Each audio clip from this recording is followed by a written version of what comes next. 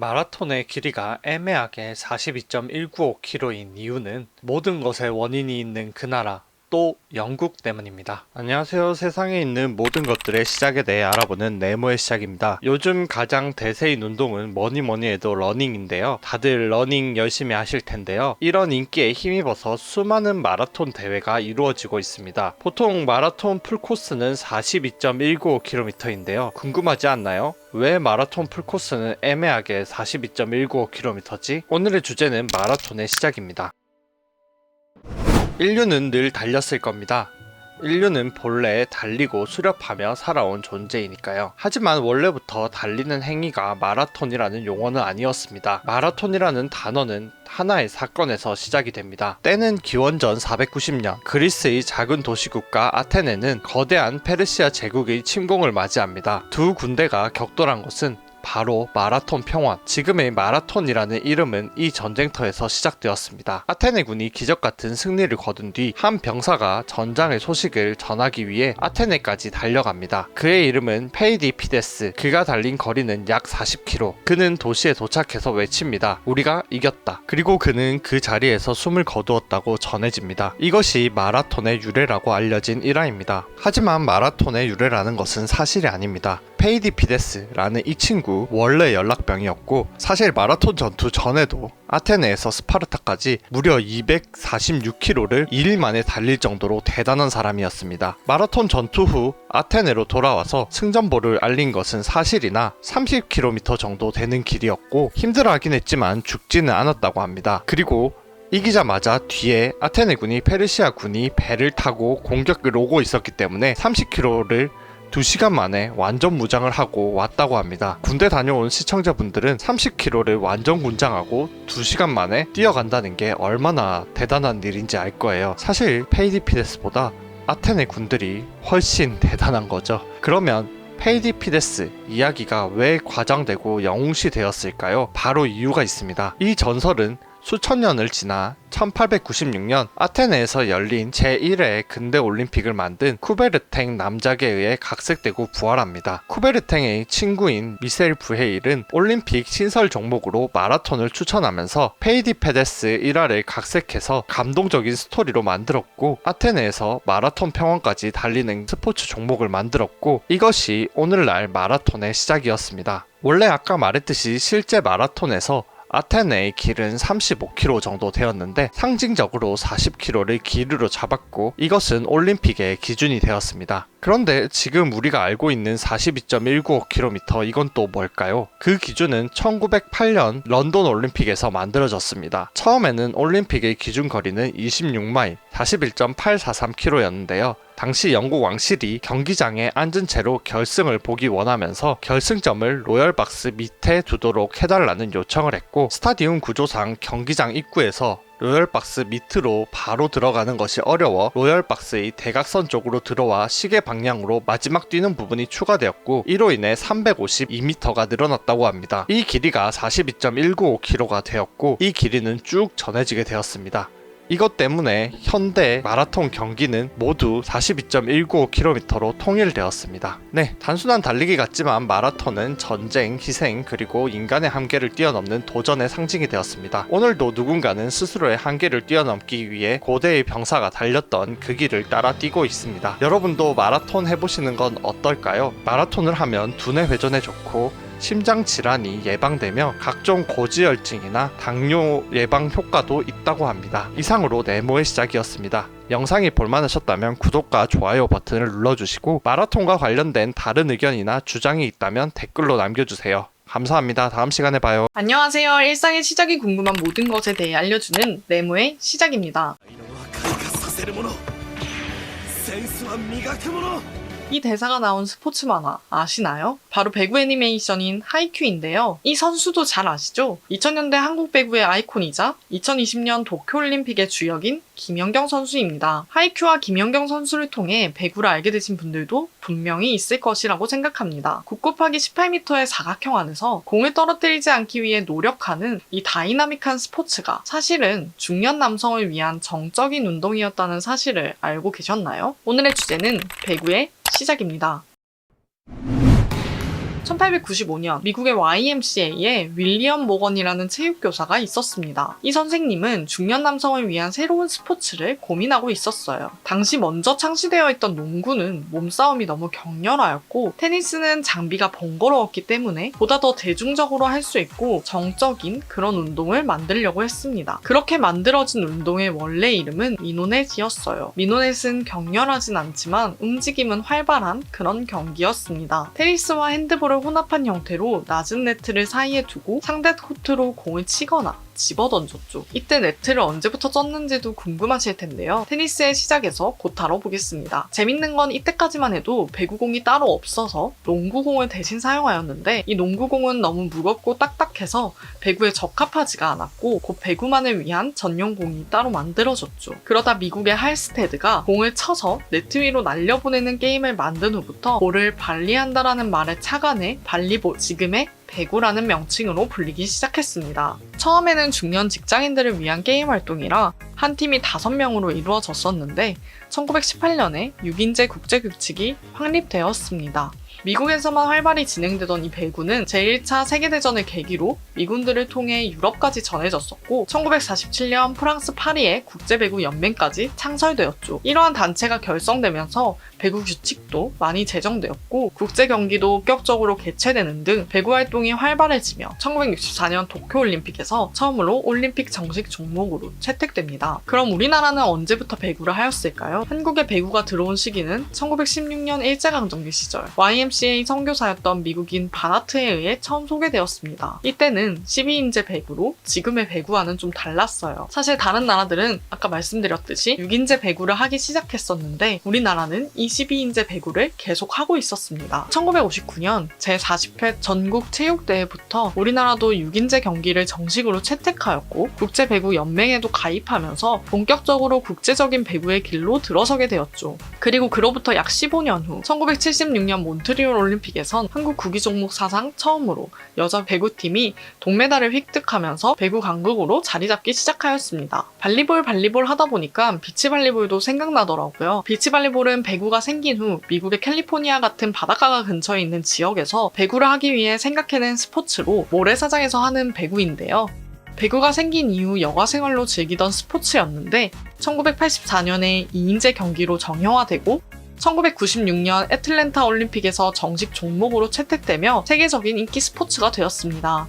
배구는 혼자 하는 게임이 아니라 팀으로 완성되는 스포츠인데요. 모든 움직임이 하나로 연결될 때 한 점이 만들어지는 것 같습니다. 우리에게도 배구 팀원같이 그런 존재가 있을 것 같다는 생각도 드는데요. 오늘은 그런 사람에게 연락 한 통 해보는 것도 추천드립니다. 오늘의 영상이 도움이 되셨다면 좋아요와 구독을 눌러주세요. 또 언제든지 궁금하신 소재가 있다면 댓글로 남겨주세요. 오늘도 시청해주셔서 감사합니다. 안녕하세요. 세상에 있는 모든 것들의 시작에 대해 알아보는 네모의 시작입니다. 친구들과 놀다 보면 가게 되는 익숙한 그곳 노래방인데요. 그런데 이런 생각 해보셨나요? 노래방은 누가 만들었을까? 왜 서양 여행 중엔 노래방을 본 적이 없지? 오늘은 한국인이 사랑하는 노래방의 시작입니다. 옛날 일본 술집에는 손님이 노래에 반주를 하는 사람이 있었습니다. 예전 드라마 야인시대를 보면 술집에 등장인물들이 노래를 부르는 장면이 있는데 그런 느낌이라고 생각하시면 됩니다. 근데 이거 인건비가 만만치 않단 말이죠. 1971년 일본 오사카에서 이노우에 다이스케는 차량 오디오 시스템을 개조해 사람들이 노래를 부를 수 있는 장치를 마련했습니다. 동전을 넣으면 반주가 한 곡씩 재생되는 기계였습니다. 그는 직접 편곡해 8트랙 오디오 테이프에 반주를 녹음해서 나오게 했습니다. 이것이 바로 세계 최초 기계식 노래방 기계의 시작입니다. 이 기계 이름이 바로 가라오케인데요. 아마 다들 들어보셨을 거예요.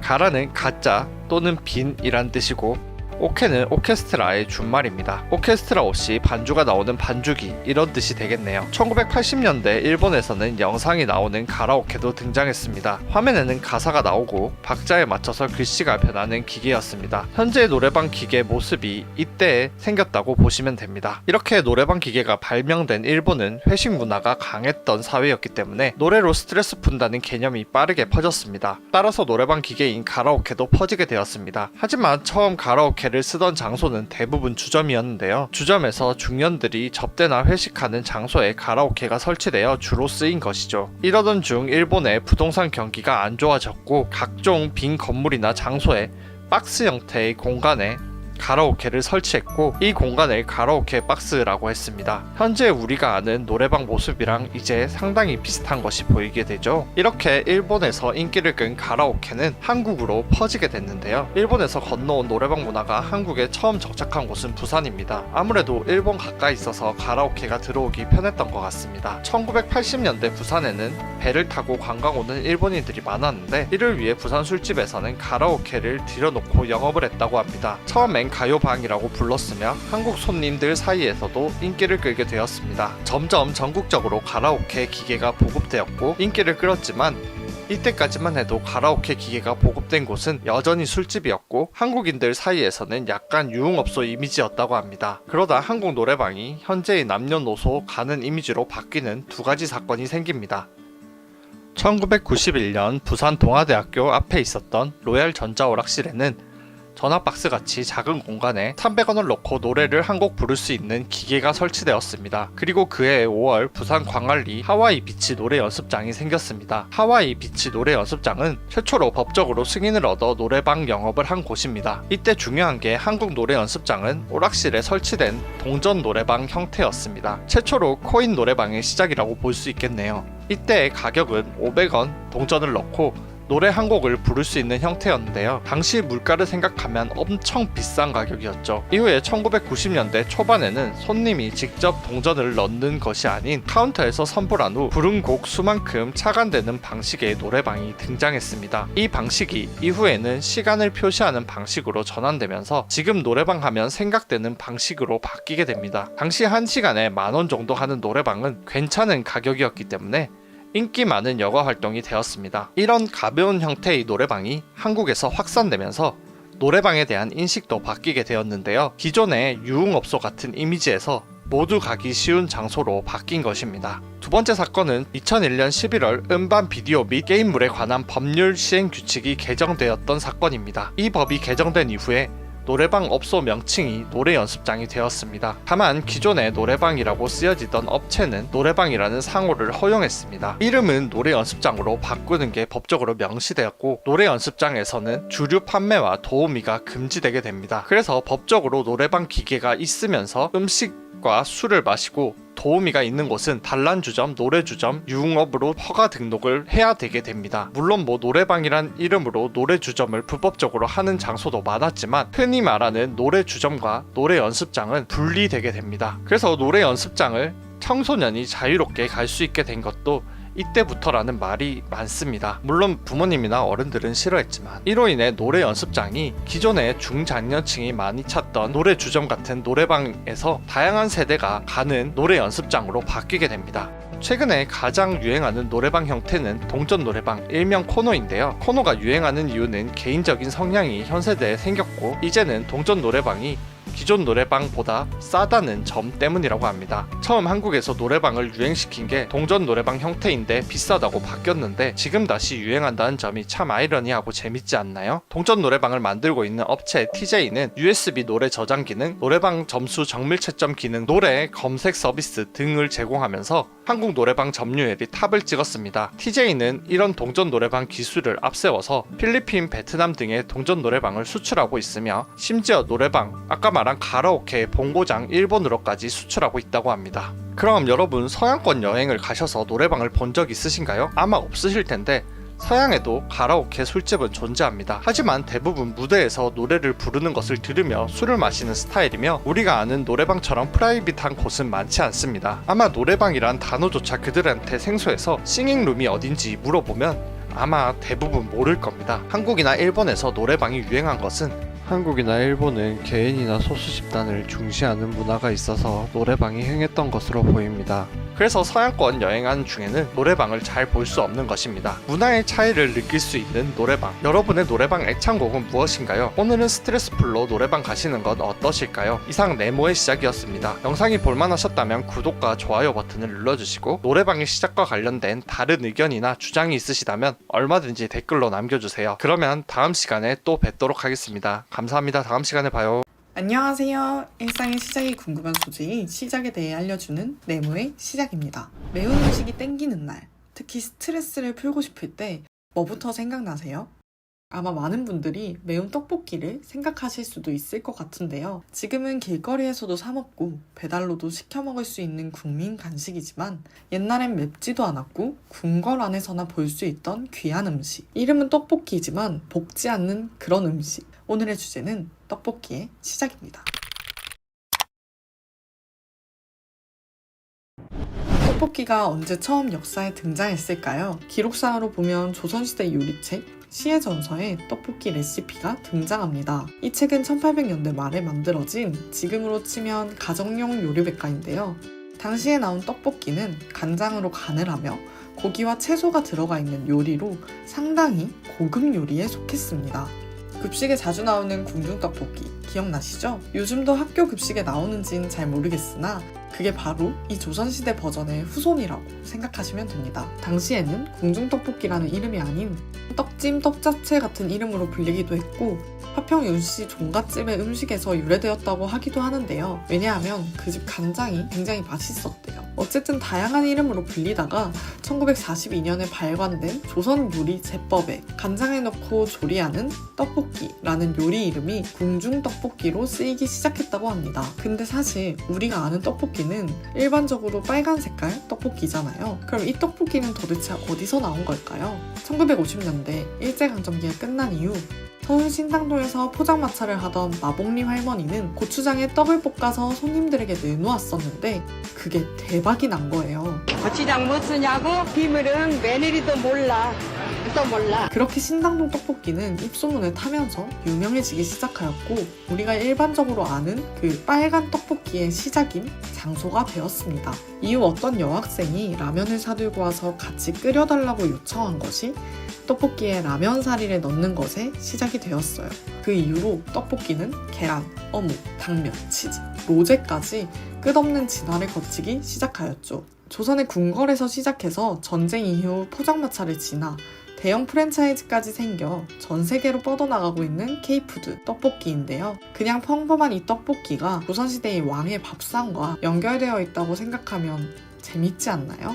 오늘 저녁으로 조선시대 왕의 밥상을 생각하며 이 떡볶이를 먹는 것도 추천드립니다. 오늘의 영상이 도움이 되셨다면 좋아요와 구독을 눌러주세요. 또 궁금하신 소재가 있다면 언제든지 댓글로 남겨주세요. 오늘도 시청해주셔서 감사합니다. 안녕하세요. 세상에 있는 모든 것들의 시작에 대해 알아보는 네모의 시작입니다. 요즘 한국에서 가장 인기 있는 스포츠가 뭔지 아시나요? 바로 2025년 국민 스포츠 1위로 뽑힌 야구입니다. 야구의 인기가 정말 뜨거운데요. 최근에는 역대 최다 관중수를 기록하기도 했죠. 그래서 준비한 오늘의 주제는 바로 야구의 시작입니다.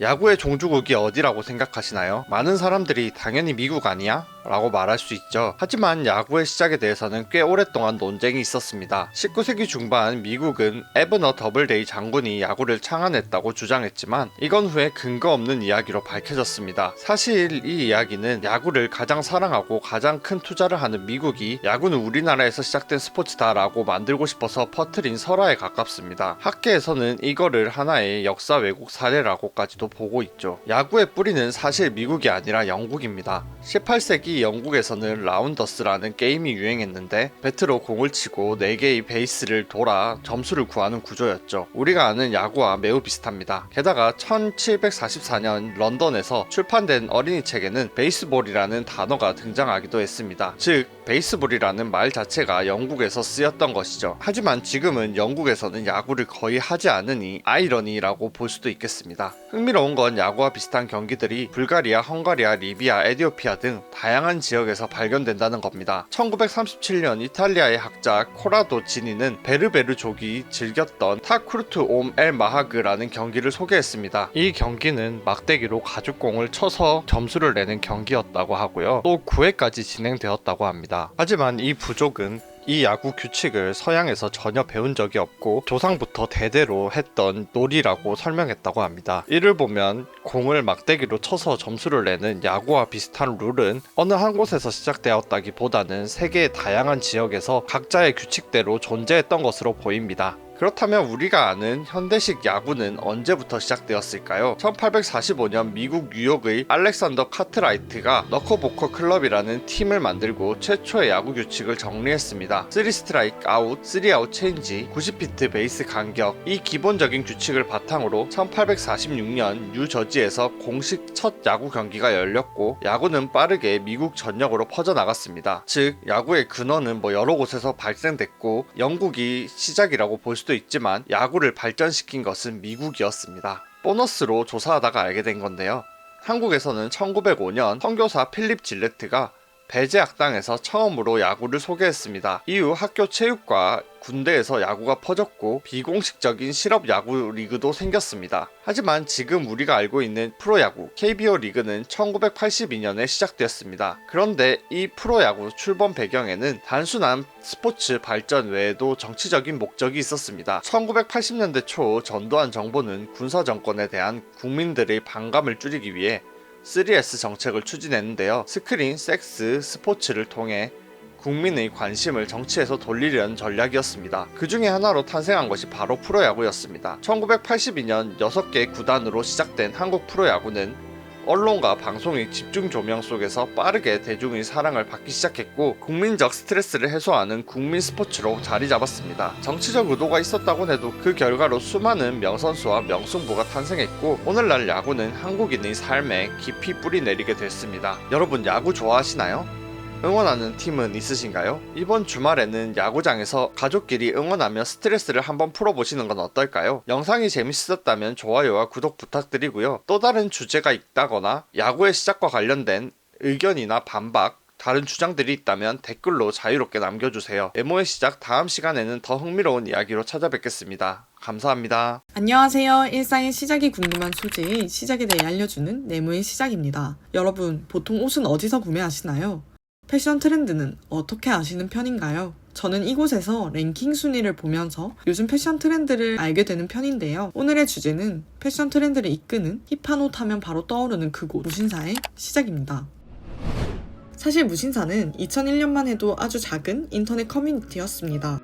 패션계의 DC, 패션계의 덕후 같은 느낌이었죠. 처음엔 무신사의 조만호 대표가 프리첼이라는 사이트에서 스니커즈, 신발 사진 등을 올리던 그런 커뮤니티를 만들었습니다. 신발을 좋아하는 매니아들이 모여서 서로 알고 있는 정보를 공유하고 사진을 올리는 그런 공간이었죠. 조만호 대표도 당연히 신발에 진심인 사람이었습니다. 그는 자신처럼 신발을 사랑하는 사람들을 위한 커뮤니티가 필요하다고 생각했고 그렇게 만들어진 곳이 바로 무진장, 신발, 사진 많은 곳, 줄여서 무신사였습니다. 이것이 무신사의 시작이에요. 그러던 중 프리첼은 커뮤니티 유료화를 발표하였고 대부분의 커뮤니티는 다음으로 옮겨갔지만 무신사는 독립적인 사이트를 오픈하는 그런 선택을 하였습니다. 조만호 대표는 그 사이트에 길거리에서 만난 해피들의 사진을 찍어서 올리거나 지금의 하우머치 콘텐츠 같은 느낌으로 인터뷰도 하였고 2005년에는 매거진을 내서 독립브랜드 대표나 꼼데가르송 대표랑 인터뷰까지 할 정도로 커지기 시작했습니다.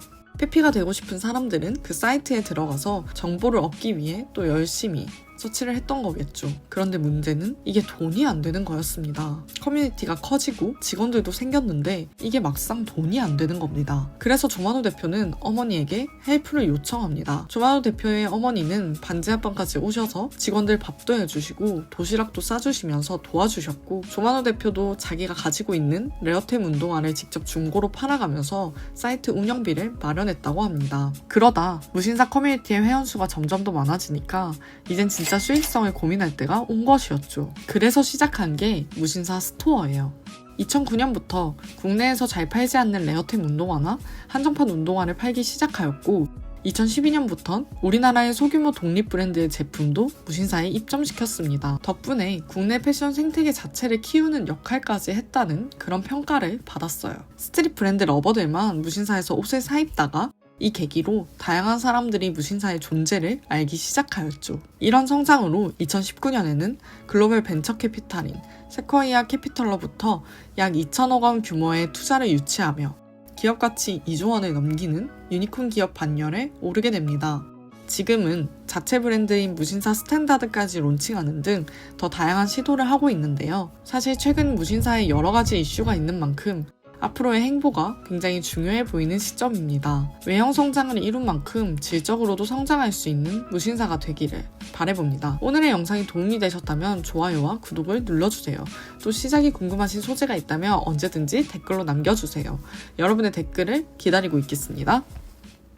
안녕하세요. 일상생활 속에 시작이 궁금한 모든 것들에 대해 알아보는 네모의 시작입니다. 여러분들 사우나나 목욕 가는 거 좋아하시나요? 한국 목욕탕 하면 생각나는 이것, 흔히 때밀이 타월이라고 부르는 전설의 아이템, 바로 이태리 타월인데요. 그런데 말입니다. 이태리 타월, 이태리 사람들은 전혀 모른다는 사실 알고 계시나요? 오늘의 네모의 시작은 이태리인들은 모르는 한국 발명품 이태리 타월의 시작입니다. 이태리 타월, 왠지 외국 물건 같고 유럽 감성 날 것 같죠? 하지만 이 녀석 진짜 한국 토종입니다. 이태리라는 이름은 원단을 이태리에서 수입해서 썼기 때문에 이태리 타월입니다. 1970년대 초 섬유업자 김필곤 씨는 우연히 나일론 원단으로 몸을 닦다가 혁신을 발견합니다. 이걸로 때를 밀면 엄청 잘 밀리잖아. 그렇게 실험 끝에 지금의 이태리 타월이 탄생했고 1975년 그는 이 제품으로 특허를 냈습니다. 그는 이후 필텍이라는 회사를 세워 본격 생산을 시작합니다. 한국에서 대박난 것은 물론이고 온천의 나라 일본으로도 수출되며 때밀이 강국 코리아의 위험을 보여줍니다. 김필곤 씨는 이태리 타월 하나로 부자가 되었고 생활용품 업계의 살아있는 전설이 되었습니다. 이태리 타월은 단순한 목욕 도구를 넘어서 한국식 찜질방 문화의 상징이 되었습니다. 코로나 이후 목욕을 하는 사람이 급격히 줄고 집집마다 샤워할 수 있는 환경이 한국에 생기면서 이태리 타월의 수요는 한국에서는 계속 떨어졌는데요. 하지만 중국과 일본 그리고 심지어 미국과 같은 국가에도 이태리 타월이 폭발적으로 팔리고 있다고 합니다. 또 미국의 럭셔리 매거진에서 한국의 이태리 타월을 소개하기도 했고요. 미국의 유명 코미디언인 코난 오브라이언이 한국의 스파 체험 영상을 할 때도 이태리 타월이 등장해서 미국에서도 유명해졌다고 합니다. 심지어 아마존에서 코리아 이태리 타월이 어마어마하게 팔리고 있다고 합니다. 그리고 또 조사하다가 알게 된 부록입니다. 이 기계에 대해서 아시나요? 바로 등밀이 기계인데요. 부산과 경상도 사람들은 잘 아는 이 기계는 혼자서도 등을 밀 수 있는 기계입니다. 이 기계는 1980년대 후반 부산에서 발명되었는데요. 부산 사상구에 위치한 삼성기계공업사의 이강훈 대표가 1988년부터 개발을 시작하여 전국적으로 보급하게 되었다고 합니다. 이 기계는 회전하는 브러쉬로 등을 밀어주는 기계로 목욕탕에서 큰 인기를 끌었고 한때 연간 1000대 가까이 판매되기도 했다고 합니다. 하지만 위생 문제도 있고 기계에 물이 들어가서 고장나는 문제가 있어서 현재는 부산과 일부 지역에서만 있는 기계가 되었습니다. 이태리 타월을 생산한 필텍도 부산에서 생긴 회사이니 어떻게 보면 부산이 목욕의 도시라고 볼 수도 있겠네요. 오늘은 어린 시절 추억이 있는 사우나에 방문하여서 이태리 타월을 이용해 보시는 건 어떨까요? 이상으로 네모의 시작이었습니다. 영상이 볼만하셨다면 구독과 좋아요, 알람 설정 부탁드리겠습니다. 감사합니다. 다음 시간에 봐요. 안녕하세요. 일상의 시작이 궁금한 소재의 시작에 대해 알려주는 네모의 시작입니다. 요즘엔 빵순이, 빵지술래 등 밥보다도 빵을 더 사랑하는 사람이 많은데요. 그 빵 중에서도 어디서든 쉽게 볼 수 있는 제과빵 브랜드 뚜레쥬르입니다. 근데 이 뚜레쥬르가 카피 브랜드라는 사실 알고 계셨나요? 오늘의 주제, 뚜레쥬르의 시작입니다.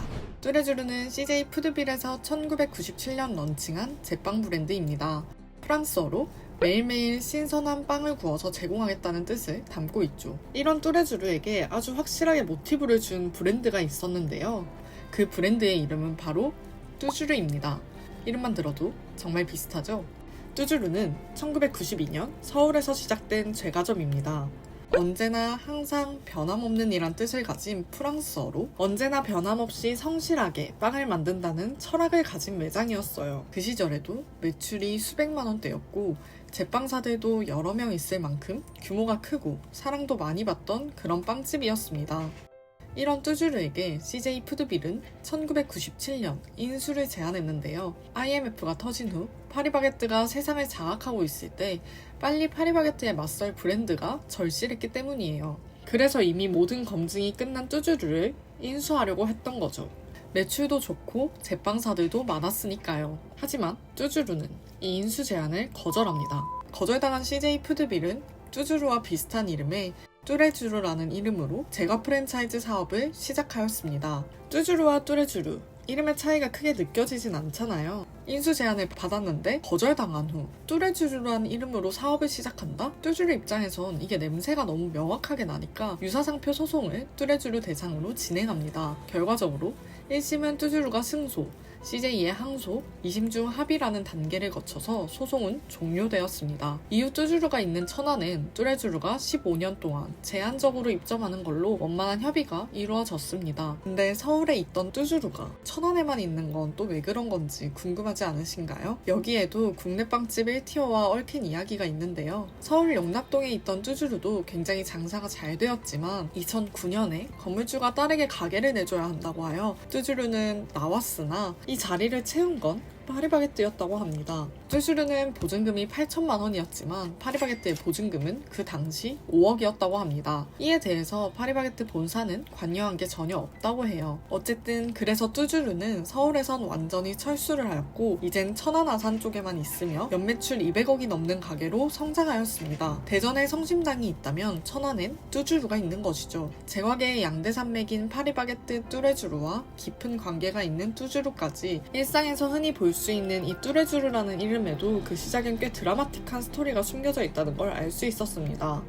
다음엔 빵지술래 겸 뚜레쥬르의 원조인 뚜주르에 가보는 건 어떠실까요? 오늘의 시작이 도움이 되셨다면 좋아요와 구독을 눌러주세요. 또 시작이 궁금하신 게 있다면 언제든 댓글로 알려주세요. 여러분의 댓글을 기다리고 있겠습니다. 안녕하세요. 일상의 시작이 궁금한 모든 소재의 시작에 대해 알려주는 네모의 시작입니다. 요즘 가장 핫한 브랜드, 최근 건강기능식품까지 들이면서 약국까지 위협하고 있는 바로 이 브랜드, 다이소인데요. 다이소는 한국어로 다이소니까 한국 브랜드다. 아니다. 일본 여행 갔을 때 다이소를 봤는데 그게 원조 같으니까 일본 브랜드다. 일본 거냐 한국 거냐 늘 논쟁의 중심에 있습니다. 이 다이소에는 꽤 독특한 역사가 있는데요. 오늘의 주제는 다이소의 시작입니다. 우리나라 제품을 일본에 납품하던 한 남자가 있었습니다. 일본 출장을 갈 때마다 그의 눈에 띈 것은 백엔샵. 백엔샵은 여러분도 알다시피 저렴하면서도 실용적인 물건들을 파는 균일가 매장이었어요. 다양한 상품을 저렴한 가격에 제공하는 전략으로 굉장한 성공을 거두고 있었습니다. 1992년 이 남자는 한국에서도 이런 균일가 샵을 차려야겠다는 결심을 하였고 아시아에서 성공하라는 의미를 담아 아성산업이라는 이름으로 사업을 시작하였습니다. 이 남자가 박정무 회장, 바로 아성다이소의 회장입니다. 처음엔 가게를 만들기 위해 사업을 시작하였지만 막상 가게를 차리진 못하였습니다. 원래 가게를 차리려면 준비할 게 워낙 많잖아요. 이런저런 이유로 일본에 납품만 계속하고 있었죠. 그때 박정무 회장이 거래하던 거래처 중에 대창산업이라는 회사가 있었습니다. 이 대창산업을 일본어로 옮기면 다이소산業 바로 이게 일본의 다이소입니다. 박정무 회장은 대창산업에 2만 개에 달하는 품목을 납품하였고 다른 백엔샵에도 많은 품목을 납품하면서 아성산업을 점점 키워나갔습니다. 대창산업의 회장인 야노 히로타케는 다른 백엔샵들과 차별점을 두기 위해서 아성산업이 자기들과만 거래하기를 말하며 독점 계약을 계속 제한했습니다. 하지만 박 회장은 대창산업에게만 하는 납품을 믿고 의지할 수는 없었어요. 거기가 망하게 되면 아성산업도 함께 망하는 거니까요. 그래서 1997년 서울 천호동에 아스코 이븐 프라자라는 이름으로 마침내 천원샵 매장을 열었습니다. 이게 한국 다이소의 전신이에요. 일본에 납품 경험도 많겠다. 거래처도 많겠다. 여러 가지 노하우가 많았으니까 가게는 생각보다 잘 되었습니다. 심지어 IMF가 그 해에 터진 후 경기가 어려워지면서 물건을 값싸게 팔던 이 가게는 더더욱 크게 성장하였죠. 그치만 그래봤자 1,000원, 2,000원짜리 물건들이라 성장세를 유지하려면 아까 말했던 일본에 그 납품하던 걸 계속 유지하긴 해야 했어요. 그래야 돈을 계속 버니까요. 그러던 중 2001년 아스코 이븐 프라자가 100호점을 오픈하였을 때 대창산업은 이런 아성산업을 가만히 두지 않고 한 번 더 독점 계약을 하자고 요청합니다. 회장은 이번엔 역으로 제안했죠. 우리가 대창산업에게만 납품을 할 테니까 투자를 해달라. 그렇게 약 38억 원의 투자를 받아냈고 일본 대창산업은 다이소의 지분 약 34%를 보유하게 되었어요. 이때 아성산업도 이름을 다이소 아성산업으로 바꾸게 됩니다. 신기한 건 대창산업 쪽에서 지분을 들먹이면서 요청한 건 아니었고 오히려 우리나라에서 다이소 이렇게 불리던 이름이 딱 맞았기 때문에 자발적으로 바꾼 거였어요. 대창산업 쪽에서도 이름 이용료라든지 뭔가를 요구하는 게 전혀 없었다고 해요. 암튼 다이소로 이름을 바꾼 이 업체는 계속 큰 성장을 하였고 지금은 한 동네에 무조건 하나는 있는 업체로 성장하였는데요. 참고로 다이소 본사는 강남 매봉역에 위치하고 있고 모두가 알고 있는 교육방송 EBS로부터 약 720억에 매입하여 2017년부터 지금까지 강남 한복판에 자리 잡고 있습니다. 이쯤 되면 다이소는 일본과 연관이 있는 게 맞지 않나 싶잖아요. 2023년 12월 아성 다이소는 대창산업이 보유하고 있는 지분 전량을 약 5천억 원에 매입했고 완전한 한국 기업으로 전환되었습니다. 이제 일본과는 전혀 관련이 없어진 거죠. 일본의 다이소와 한국의 다이소 모두 각각의 독립적인 역사를 거쳐서 성장하였고 한국의 다이소는 합리적인 가격과 차별화된 MD 등으로 지금 여전히 사랑을 받고 있는데요. 과연 우리나라의 다이소가 일본의 다이소를 뛰어넘고 세계적인 브랜드로 자리 잡을 수 있을까요? 해외여행 중에 우연히 보는 다이소가 우리나라의 아성 다이소가 되길 기대해봅니다. 오늘의 영상이 도움이 되셨다면 좋아요와 구독을 눌러주세요. 또 궁금하신 소재가 있다면 언제든지 댓글로 남겨주세요. 여러분의 댓글을 기다리고 있겠습니다. 안녕하세요. 일상생활 속에 시작이 궁금한 모든 것들에 대해 알아보는 네모의 시작입니다. 여러분, 중국집에 가보면 늘 반찬으로 단무지가 나오잖아요. 근데 문득 중국집에서 왜 일본 음식인 단무지가 나오지? 라는 생각을 했답니다. 그래서 준비한 오늘의 주제, 단무지의 시작입니다. 단무지란 이름은 사실 사람 이름에서 유래되었습니다. 16세기 말 17세기 일본에는 타쿠왕 소호라는 스님이 있었습니다. 그의 이름을 따서 단무지가 타쿠왕이 되었고 이후로 한국으로 전해지면서 닭광이란 이름을 거쳐 오늘날의 단무지가 되었다고 합니다. 이 스님에게는 두 가지 일화가 전해지는데요. 첫 번째 이야기에 따르면 이 스님은 전국시대에서 에도 시기로 넘어가는 혼란스러운 시기 사람인데요. 그 있잖아요, 이누야샤의 배경이 되는 그 전국시대의 사람입니다. 타쿠왕 소호는 가난한 농민과 전쟁터에서 주먹밥만 먹는 병사들을 위해 보관이 용이한 절인 물을 개발했다고 합니다. 이에 감동받은 사람들이 이 음식을 타쿠왕이라고 부르기 시작했다는 겁니다. 두 번째 이야기는 그 유명한 도쿠가와 이에야스의 손자인 도쿠가와 이에미츠가 토가이지 절을 방문했을 때 타쿠왕 소호가 무절임을 대접했고 이에미츠가 이를 맛있게 먹으며 타쿠왕 직회라고 부르기 시작했다는 것입니다. 이후에 타쿠왕 직회는 간단한 조리법 덕분에 일본 전역으로 퍼지면서 대중적인 음식이 되었다고 합니다. 그렇다면 한국에서는 어떻게 받아들였습니까? 왜 중국집에서 단무지를 제공하게 되었을까요? 이 역시 두 가지 설이 존재합니다. 첫 번째 설은 개항과 함께 들어왔다는 겁니다. 조선이 개항한 이후 조청 상민 수륙 무역 장정이 체결되면서 청나라 상인들이 조선에 들어왔고 또한 일본도 조일 통상 장정과 조일 수호 조규 부록을 체결하면서 조선 개항장 내부로 일본 상인들이 들어왔고 또 많은 일본인들이 들어오게 되었습니다. 이때 청나라 상인들은 인천항에서 작장면을 변형해 짜장면을 만드는 등 중식을 한국식으로 개량했으며 음식을 파는 데 진심이었다고 합니다. 하지만 조선인들은 당시에 가난했고 외식을 하기엔 돈이 없었다고 합니다. 그래서 주요 고객들은 개항장에 들어온 일본인이었다고 하는데요. 그래서 중국 음식을 낼 때 일본인을 위해 일본식 반찬 타쿠왕을 제공하게 되었고 이것이 오늘날까지도 이어져 중국집에서 단무지를 내놓는 이유라고 합니다. 당연히 중국 본토에서는 중국 음식집을 가도 단무지를 내놓지 않는다고 합니다. 두 번째 설은 일제강점기 시절 일본 문화가 한국에 전파되면서 타쿠왕도 함께 들어왔다는 것입니다. 당시 들어온 타쿠왕이란 이름이 닭광으로 변형되었고 시간이 지나면서 단무지라는 발음이 정착하게 되었다고 합니다. 지금도 나이 많이 드신 분들이 닭광 하나 주세요 라고 말하기도 하는 게 이런 이유입니다. 단무지는 본래 일본 음식과 제공되었지만 해방 이후 한국 입맛에 맞게 변화하면서 대중적인 반찬이 되었습니다. 특히 1960년, 70년대 분식집이 유행하면서 김밥에 단무지를 넣는 문화가 생겼고 남은 단무지를 반찬으로 제공하면서 점차 널리 퍼졌다고 합니다. 오늘날의 단무지는 다양한 음식과 함께 제공되는데요. 그 이유는 단무지 원가가 저렴하기 때문이라고 합니다. 또한 단무지가 노란색인 이유는 원래 절이는 과정에서 노란빛을 띠긴 하지만 현재에는 대량 생산 과정에서 더욱 선명한 색을 내기 위해서 식용색소가 사용되기 때문이라고 합니다. 여러분은 단무지를 언제 가장 맛있게 드시나요? 댓글로 남겨주세요. 이상 단무지의 시작에 관한 이야기였습니다. 영상이 볼만하셨다면 구독과 좋아요, 또 다른 궁금한 소재가 있다면 댓글로 남겨주세요. 감사합니다. 다음 시간에 봐요. 안녕하세요. 일상생활 속에서 궁금한 주제에 대해 알아보는 네모의 시작입니다. 오늘의 주제는 세계인이 가장 좋아하는 스포츠, 축구의 시작입니다. 축구는 언제부터 시작되었을까요? 인간이 손이 아닌 발로 무언가를 차며 즐기는 것은 인류의 본능과도 같다고 합니다. 그래서 고대부터 공을 차는 놀이는 다양한 문명에서 발견됩니다. 고대 중국에서는 축구기라는 공차기 놀이가 있었고 로마 시대에도 군사훈련을 목적으로 하는 공차기 놀이가 있었다고 합니다. 심지어 한국 역사 속의 인물인 김유신과 김추추도 축구를 즐겼다는 기록이 있죠. 근데 정작 축구의 종주국은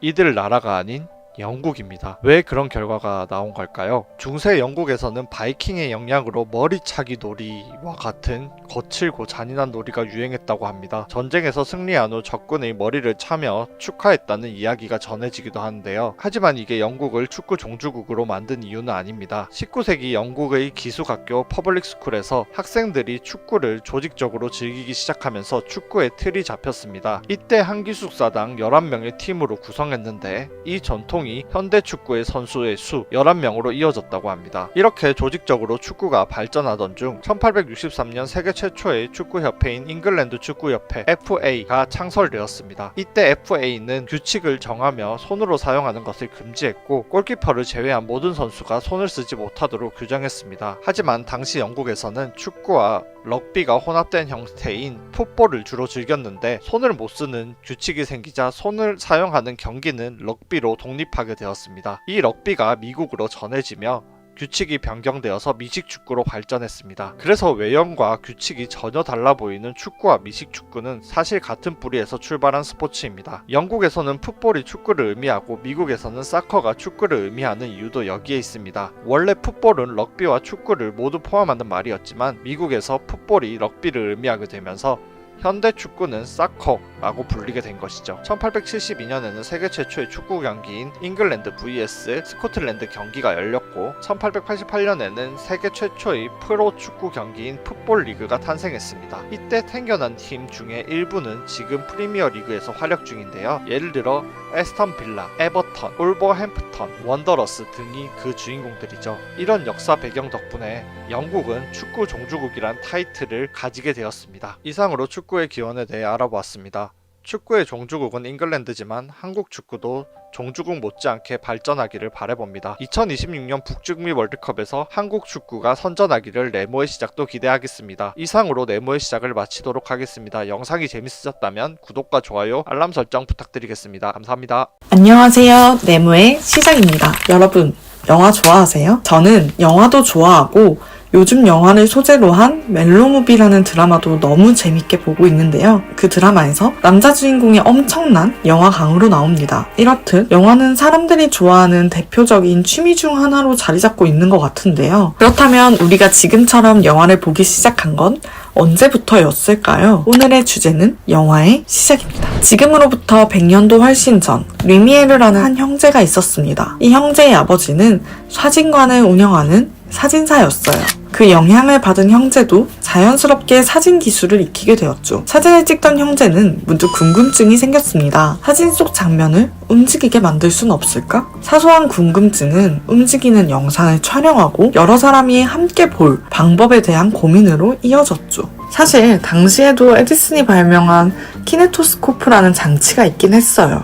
하지만 이건 혼자 볼 수 있는 기계였고 크기도 커서 쉽게 이동할 수 없었습니다. 이 형제는 이와 다르게 혼자가 아닌 여러 사람이 함께 볼 수 있는 시스템, 우리가 흔히 아는 시네마라는 개념을 만들고 싶어 했습니다. 그들은 수많은 연구 끝에 1895년 시네마토그래프라는 장치를 발명합니다. 이 장비는 촬영부터 영사, 필름 복사까지 전부 가능했고 전기가 필요 없이 손으로 돌리는 기계식이었기 때문에 야외 촬영까지 할 수 있었습니다. 이 기계를 활용하여 형제는 많은 작품을 찍었고 프랑스 파리 그랑카페에서 상영작을 공개했는데요. 첫 번째 작품은 공장에서 나오는 노동자들이라는 영화예요. 제목에 걸맞게 단순히 공장에서 사람들이 퇴근하는 일상을 담은 짧은 영상이었죠. 같은 날 형제는 또 하나의 영화를 공개하는데요. 그건 바로 열차의 도착입니다. 형제의 작품 중 가장 유명한 것으로 이 영화도 제목에 걸맞게 기차가 플랫폼으로 들어오는 단순한 장면을 담고 있었어요. 러닝타임도 58초 정도밖에 안 되죠. 그런데 이걸 처음 본 관객들은 기차가 화면 밖으로 튀어나올 것 같다며 도망쳤다고 합니다.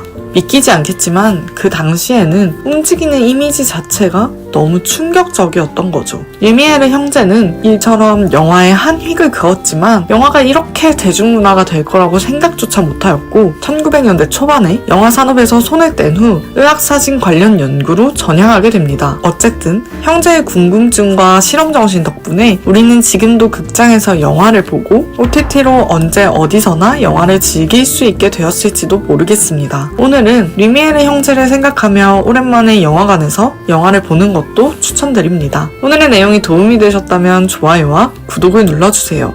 또 궁금하신 소재가 있다면 댓글로 남겨주세요. 안녕하세요. 일상생활 속에 시작이 궁금한 모든 것들에 대해 알아보는 네모의 시작입니다. 제가 요즘 허리가 좀 안 좋아요. 현대인이라면 대부분 비슷할 텐데 척추가 조금 비뚤어져 있답니다. 그래서 필라테스나 요가를 해볼까? 라고 했더니 친구가 남자가 무슨 필라테스냐 라고 하더라고요.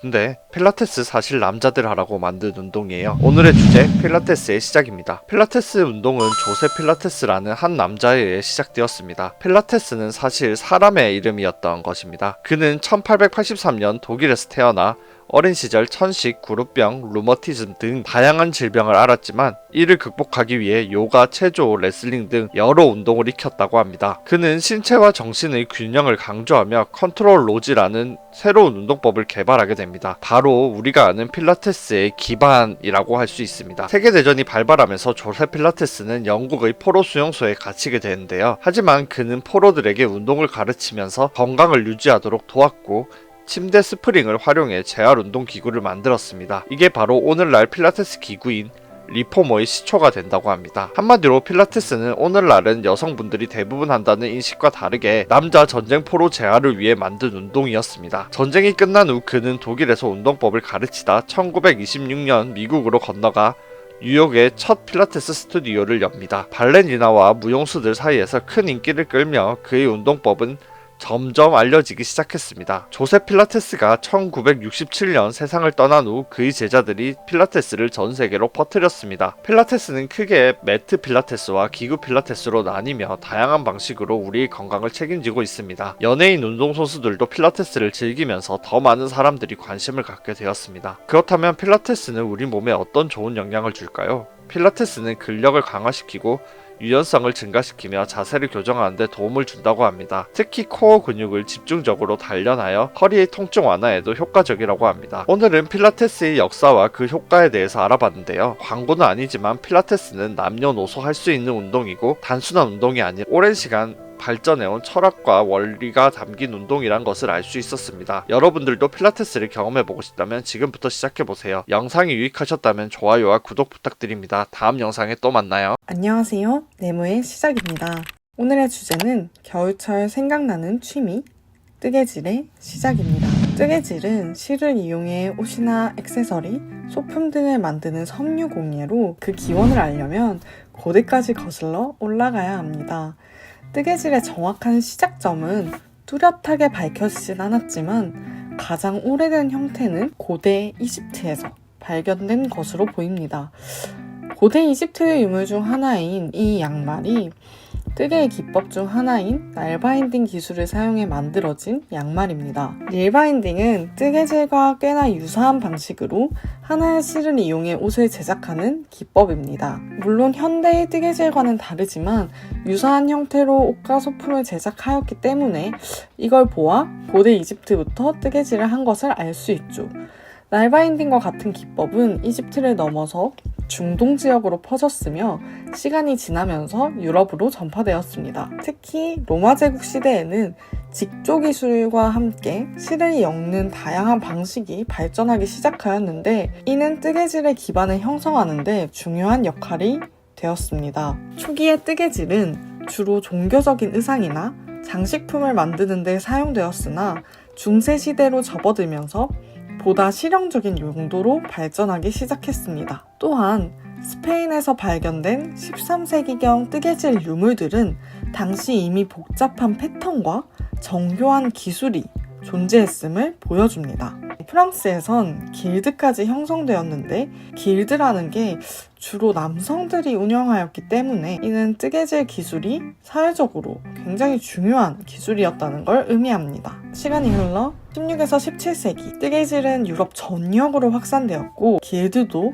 많이 만들어졌으나 산업혁명 이후에 기계 뜨개질이 도입되기 시작하면서 손으로 뜨는 뜨개질 활동은 점차 여가 활동으로 자리 잡기 시작했습니다. 사실 이때까지만 해도 뜨개질은 상류층 귀족 여성들 사이에서 즐기는 다소 우아한 취미였으나 제1, 2차 세계대전 중 군인을 위한 따뜻한 옷과 담요를 제작하기 위해 가정에서 뜨개질이 장려되기 시작하면서 점차 대중화되었습니다. 발가락 양말로 시작된 이야기가 오늘날까지 영향을 끼치고 있다는 게 놀랍지 않나요? 뜨개질은 스트레스를 줄이고 마음의 안정을 주기도 한다는데요. 지금처럼 추운 날 따뜻한 목도리 하나 떠보시는 것도 추천드립니다. 오늘의 영상이 도움이 되셨다면 좋아요와 구독을 눌러주세요. 또 궁금하신 게 있다면 언제든 댓글로 남겨주세요. 안녕하세요. 모든 것들의 시작을 파헤치는 네모의 시작입니다. 매년 피가 부족하다는 문자 받아보신 적 있으신가요? 거리에서 헌혈은 사랑입니다 라는 문구를 본 적도 있을 겁니다. 근데 말이죠. 도대체 누가 처음으로 사람한테 피를 넣어보자 라고 생각했을까요? 놀라지 마세요. 사실 처음엔 동물의 피를 사람한테 수혈하려고 했다고 합니다. 그 결과 아주 끔찍한 일이 벌어졌다고 하는데요. 오늘의 주제, 헌혈의 시작입니다. 피를 빼면 병이 낫는다고? 고대 헌혈의 개념에 대해서 알아보도록 하겠습니다. 고대 그리스와 로마에는 피가 건강과 직결된다고 생각했습니다. 몸이 안 좋다? 그럼 피를 빼자. 기운이 없다? 그럼 피를 넣어보자. 문제는 피가 어디로 가는지조차 몰랐다는 겁니다. 여기서 뺀 피가 도대체 어디로 가는 걸까? 그리고 시간이 흘러 한 남자가 등장합니다. 안녕하세요. 저는 윌리엄 밥이라고 합니다. 여러분, 피는 온몸을 순환합니다. 영국의 윌리엄 밥이라는 사람이 혈액순환의 개념에 대해서 알게 됐는데요. 이렇게 혈액순환의 개념이 등장하면서 사람들은 비로소 피가 단순한 액체가 아니란 것을 알게 되었습니다. 이제 피가 빠져나가면 보충해야 한다는 개념도 생기기 시작했는데요. 문제는 피를 어떻게 보충할까였습니다. 좋아, 피를 넣어보자. 근데 무슨 피를 넣지? 동물의 피를 사람이 넣었다고? 1667년 루이 14세의 주치의 장 바티스트 드니는 역사적인 실험을 합니다. 인간한테 송아지 피를 넣어볼까? 결과는 환자 사망이었습니다. 네, 아주 끔찍한 실패였습니다. 그리고 같은 해 다른 의사들도 양의 피를 사람한테 수혈하는 실험을 합니다. 결과는 여러분들이 아시다시피 모두 사망하였습니다. 그 이후 영국에서는 수혈 금지령이 내려졌습니다. 드디어 인간의 피는 인간에게 1818년 영국의 산부인과 의사 제임스 블레덴이 등장합니다. 여러분, 동물의 피는 안 되지만 사람의 피는 가능할지도 몰라요. 그래서 그는 세계 최초로 사람의 피를 사람에게 수혈합니다. 이제 성공하는 건가 싶었지만 환자는 또 사망하게 됩니다. 뭐야? 대체 왜 실패하는 거지? 여러분들은 이유를 아시겠나요? 여러분들은 현대인이기 때문에 모두 아는 그 이유, 혈액형을 몰랐기 때문입니다. ABO 혈액형 발견. 1900년경 카를 란트 슈타이너가 혈액형을 발견합니다. 여러분, 사람마다 피가 다릅니다. ABO식 혈액형이 있습니다. 이제 피를 아무한테나 넣으면 안 된다는 걸 알게 된 거죠. 우리에게는 너무나도 익숙한 이 개념, 혈액형이 이때 처음으로 발견됩니다. 그리고 이후 1차 세계대전과 2차 세계대전을 거치면서 혈액은 필수적인 의료행위로 자리 잡게 됩니다. 또 전쟁이 뭔가를 바꾼 그런 역사이죠. 대한민국에서는 1952년 부산에서 최초로 혈액은행이 설립되면서 헌혈 문화가 시작되었습니다. 지금까지 역사를 보면 헌혈은 그냥 피를 주고받는 일이 아닙니다. 수많은 시행착오와 희생 끝에 안전한 수혈이 가능해진 것입니다. 하지만 여전히 피가 부족하다고 합니다. 병원에서는 많은 환자들이 헌혈을 기다리고 있습니다. 헌혈은 사랑입니다. 그리고 사랑을 나누는 의미입니다. 헌혈 관련해서 루머가 많지만 2달에 한 번 정도 헌혈을 하는 것은 피순환을 시켜주고 건강에도 좋다고 합니다. 그래서 네모의 시작이 묻습니다. 여러분, 오늘 헌혈은 어떠신가요? 지금까지 모든 것들의 시작을 찾아가는 네모의 시작이었습니다. 구독과 좋아요, 알림 설정까지 부탁드리겠습니다. 감사합니다. 안녕하세요. 네모의 시작입니다. 오늘의 주제는 T와 F를 나누는 바로 그 테스트, MBTI의 시작입니다. 마이어스 브릭스 타입 인디케이터, 줄여서 MBTI. 사람을 외향적, 내향적, 감각적, 직관적, 사고, 감정, 판단, 인식으로 나누어서 4개의 알파벳을 통해 16개의 유형으로 나누는 그런 테스트를 의미합니다. 예를 들면 ENFJ, ENFP, INTP 등 뭐 다들 해보셨죠? MBTI의 역사가 80년이나 되기 때문에 많은 사람들이 이 테스트를 이미 알고 있을 것이라고 생각합니다. 그런데 MBTI의 MB가 사실 사람 이름의 약자라는 거 알고 계셨나요? 우리가 아는 그 MB 말고요. 본래 MBTI의 지표는 캐서린 브리그스와 그녀의 딸인 이사벨 마이어스의 손에서 탄생하게 되었습니다. 하지만 이 모녀는 놀랍게도 과학자도 아니었고 심리학자도 아니었죠. 단지 그냥 사람들의 성격 유형에 관심이 많았던 일반인이었습니다. 엄마였던 캐서린 브리그스는 1917년도부터 성격 유형에 대한 공부를 하던 중 심리학자인 융의 책을 읽게 됩니다. 융은 같은 곳에서 생활하는 사람들이 왜 생각하는 방향은 다 다른 것인가에 대한 고민을 하였고, 이 답은 성격 유형에 있다고 결론을 내리게 되었죠. 이때 캐서린이 본 책이 융이 성격 유형에 관한 그 연구를 한 바로 그 책이었습니다. 그 책을 읽은 캐서린은 성격 유형에 더 재미를 느꼈고, 딸이었던 이사벨 마이어스와 함께 융의 이론을 토대로 사람들의 성격 유형을 나누기 시작하였죠. 이게 바로 MBTI의 시초입니다. 이 모녀는 이렇게 타입을 나눈 걸 현실에서도 좀 쓰고 싶은데 방법이 없을까 고민을 하다가 에드워드 헤이라는 컨설턴트를 찾아갔죠. 이 컨설턴트는 참 괜찮은 아이디어라고 생각하며 모녀와 함께 MBTI의 이론 지표를 본격적으로 만들었고 2차 세계대전 중 그 성격 지표가 완성됩니다. 그 당시 많은 산업이 생겨났고 사람들을 새로운 일에 투입시킬 때 이 테스트를 통해서 성격 유형에 맞는 일에 배치하도록 하였죠. 또 그 당시에 남성들은 전쟁에 가고 여성들이 산업에 뛰어들었기 때문에 캐서린과 이사벨은 여성들이 가장 편안하고 알맞은 일을 찾을 때 도움을 주고 싶었던 그런 목적도 있었다고 하네요. 이후 마이어스 브릭스 유형 지표가 정식으로 발표된 후 1975년 이것 관련된 모든 저작권이 CPP사에 인수되면서 이 검사는 더욱 유명해지기 시작하였습니다.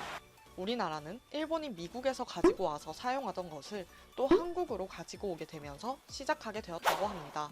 그렇다면 여기서 가장 궁금한 점, MBTI는 정말 과학적인 근거가 있을까요? 먼저 캐서린과 이사벨 자체가 전문가가 아니었고 MBTI의 기반이 되는 융의 이론에서도 단 하나의 심리만이 존재한다라고 단정짓는 것은 무자비한 횡포라고 얘기를 하며 일반화의 오류의 위험성을 강조하고 있습니다. 융 이론 자체가 과학적이라고 하지 않기 때문에 MBTI 자체도 문제가 조금 있는데 우리가 하는 건 심지어 유사 MBTI입니다. 그 MBTI 테스트 결과로 자기를 객관화하거나 남을 이해한다고 하는 분들 계시죠? 과학적이지 않은 테스트로 나를 판단하고 남을 판단하고 너무 선입견을 가지면서 과몰입하는 것보단 자신의 틀을 알고 단점을 보완하고 다른 사람의 틀을 알고 다른 사람을 이해하는 그런 용도로 쓰는 걸 추천드립니다. 오늘도 영상을 시청해주신 여러분 감사합니다. 영상이 도움이 되셨다면 좋아요와 구독을 눌러주세요.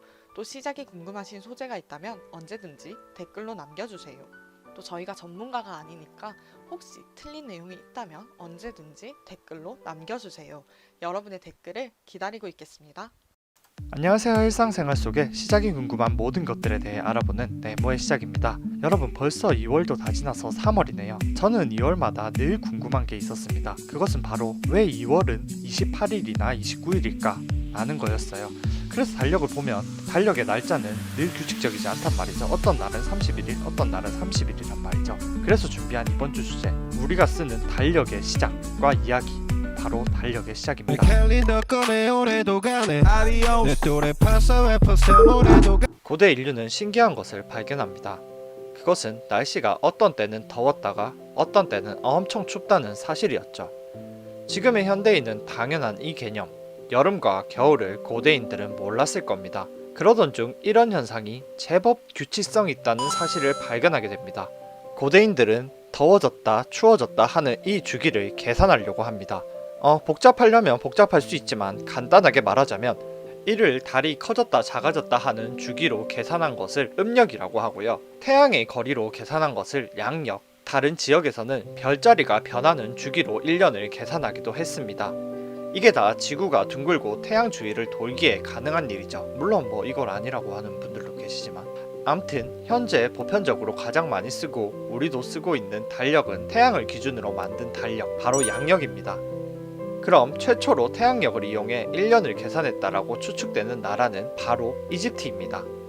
이집트는 나일강의 범람을 계산해 농사를 지어야 했기 때문에 다른 나라보다 1년을 계산할 필요성이 더 컸을 겁니다. 이집트는 그림자를 활용해 매일 해와 지구의 거리가 다르다는 것을 발견했고, 이를 이용해 거의 최초의 태양력, 달력을 만들었다고 합니다. 당시 한 달은 30일, 1년은 12달이었고 마지막 달은 35일로 해서 365일을 1년으로 사용한 최초의 민족이 바로 이집트의 민족이었죠. 이렇게 완벽한 달력이 탄생하나 싶었지만 1년은 365일이 아니라 그것보다 약간 깁니다. 4년에 하루씩 차이가 나게 되는데 별거 아닌 것처럼 보이지만 400년이면 무려 100일, 바로 계절을 맞출 수 없게 되는 거죠. 그래서 프톨레마이오스 3세는 달력을 수정, 1년의 마지막 달을 4년에 한 번씩 36일로 만들게 됩니다. 그러던 중 북서쪽에 그가 옵니다. 그는 로마의 초대 황제로 불리는 분, 주사위를 굴리는 분으로 유명한 율리우스 시저 카이사르입니다. 이집트에 간 카이사르의 눈을 사로잡은 건 클레오파트라의 미모뿐만이 아니었습니다. 카이사르는 이집트의 달력을 보고 놀라게 됩니다. 당시 로마의 달력은 정확하지 못해서 8월에 눈이 올 때도 있었고 12월에 더울 때도 있었다고 합니다. 카이사르는 이집트 달력을 가지고 로마로 돌아와서 로마의 공식 달력을 제정하게 됩니다. 1년을 12달로 바꾸고 각 달마다 신의 이름을 붙였고, 자신의 생일인 7월에 자신도 신이라는 의미로 자신의 이름을 살짝 붙이게 됩니다. 7월이 영어로 줄라이죠. 이게 사실 율리우스의 영어 발음입니다. 로마에서는 3월부터 달이 시작합니다. 그래서 31일, 30일, 31일, 30일 이런 식으로 홀수달은 31일, 짝수달은 31일로 만들게 됩니다. 또 이집트에서 배운 대로 마지막 달을 29일에서 30일로 4년에 한 번씩 늘리는 센스도 발휘하게 됩니다. 이게 바로 율리우스력입니다. 근데 이 모양, 우리가 아는 달력과 다르죠? 그 이유가 있습니다. 시저 다음 황제가 된 옥타비아누스도 달력에 자기 이름을 올리고 싶어 합니다. 자기도 시저처럼 되고 싶었던 거죠. 그래서 8월에 자기 이름을 붙이니 8월이 어거스트가 됩니다. 보다 보니 시저의 7월은 31일인데 자기 달은 30일인 거예요. 그래서 2월에 있는 하루를 빼서 8월도 31일이 됩니다. 이래서 우리는 달마다 30일인지 30일인지 구분하기 위해서 주먹을 이때부터 쓰게 되는 건지도 모르겠습니다. 이제 지금 쓰는 달력이랑 비슷하고 완벽해 보이죠? 하지만 큰 문제가 있었습니다. 복습해볼까요? 1년은 365.2422입니다. 0.2422의 오차가 있죠. 그래서 4년에 한 번씩 1일을 추가했죠. 누가? 시저가. 하지만 0.2422 곱하기 4는 0.9688이죠. 그럼 이번에는 마이너스 0.0312만큼의 오차가 생깁니다. 간단하게 말하자면 4년으로 따지면 44분의 오차, 1년으로 따지면 11분의 오차가 났습니다. 11분 정도의 시간이 더 가는 셈이죠. 에이, 별거 아니네 라고 생각할 수 있지만 1000년이 모이면 7일 정도의 오차가 생기게 됩니다. 당시 유럽은 크리스트교를 모두 믿었는데요. 7일의 오차는 크리스트교의 중요한 명절, 부활절 시기에 영향을 주게 됩니다. 이때 그 인물이 나옵니다. 바로 역대 수능 국어 비문학 파트에서 가장 높은 난이도를 자랑했던 문제에 나왔던 그 인물, 교황 그레고리우스 3세입니다. 그레고리우스는 칙령을 내려 10월 4일 다음 날을 10월 15일로 되게 제정합니다. 과감하게 열흘을 빼버린 거죠. 이것 때문에 서양에서는 1582년 10월 5일부터 14일은 없는 날이 된 거죠. 하지만 이렇게 바꿔도 계속 오차는 생기겠죠. 그래서 4로 나누어 떨어지는 해는 윤년으로 하고, 이 중에 100으로 떨어지는 해는 평년으로 하고, 그 중에 400으로 나누어지는 해는 또 윤년으로 두었다고 합니다. 이게 바로 양력의 시작입니다. 우리나라에서는 을미개혁이 일어났던 1895년에 그레고리우스력을 달력으로 제정하게 되었고 1896년 1월 1일에 처음 사용하게 됩니다. 이상입니다. 올해 새 달력을 구입하셨을 때 다들 목표 하나씩들 적어 놓으셨죠? 벌써 2달이 지났네요. 그 목표들 올 한 해 모두 이루시길 바랍니다. 내문 시작에서 응원하겠습니다. 오늘도 시청해주신 분들 모두 감사드립니다. 시작이 궁금한 소재가 있다면 언제든지 영상 댓글, 커뮤니티 댓글로 남겨주세요. 또 영상 내용이 여러분의 의견과 다른 게 있다면 댓글로 피드백 주세요. 감사합니다. 다음 시간에 봐요.